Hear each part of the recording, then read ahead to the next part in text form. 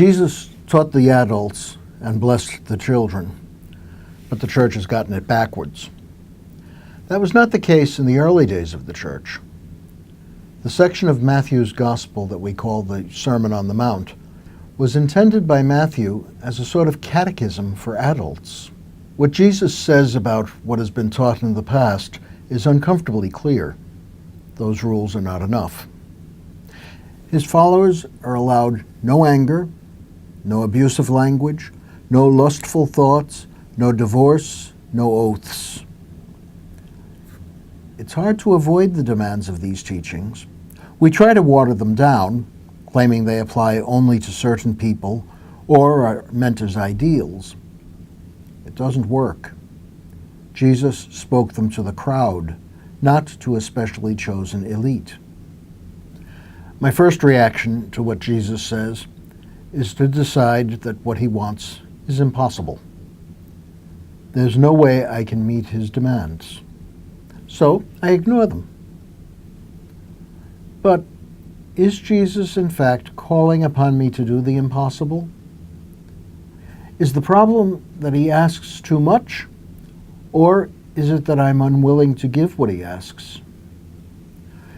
When I say I cannot, do I really mean I will not? I certainly cannot say I've tried to live as Christ has commanded, and I know from experience that it's impossible. As G.K. Chesterton remarked, the Christian ideal has not been tried and found wanting. It's been found difficult and left untried. In fact, the life Jesus calls me to has been fully lived by another. Jesus did it. It was no easier for him than for me, if what the church teaches about his being fully human is true. He spoke from experience when he told us to go beyond the normal rules. Those normal rules are the commandments of God as taught in the Old Testament. Jesus makes the claim that God's law does not go far enough, that it is inadequate. His willingness to overrule the law of God is a sign of the divine power and authority with which Jesus taught. And that power and authority is the guarantee that somehow or other I can indeed live as he calls me to do. The reason that I can is my baptism.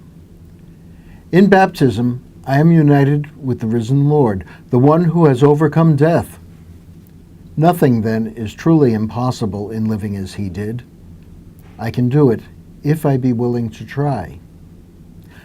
But how do I start? I do not have enough practice and experience to be able to easily start living according to Matthew's catechism. My fear, my weakness, and my laziness are too deeply ingrained. It will take a long time to overcome them, so I must not delay. Where do I start? Jesus talked about going beyond the usual, so perhaps the place to start is with the usual and then go beyond it. For instance, I often limit my life of faith to part of Sunday and other spare moments during the week.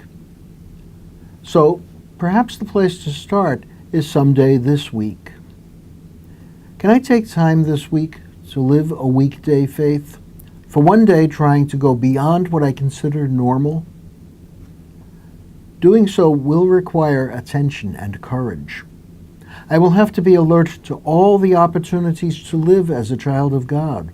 I will have to beware of my tendency to take the easy way. More than anything, trying to live what Matthew presents will require prayer. I must beg the Lord for his strength so that I may overcome the habits of a lifetime that keep me afraid or unwilling to live as he calls me to do. It may seem as impossible as I always thought, but it will not be impossible. The Lord does not tell us to go out and do the impossible. He does, however, command that we do nothing less than all that is possible.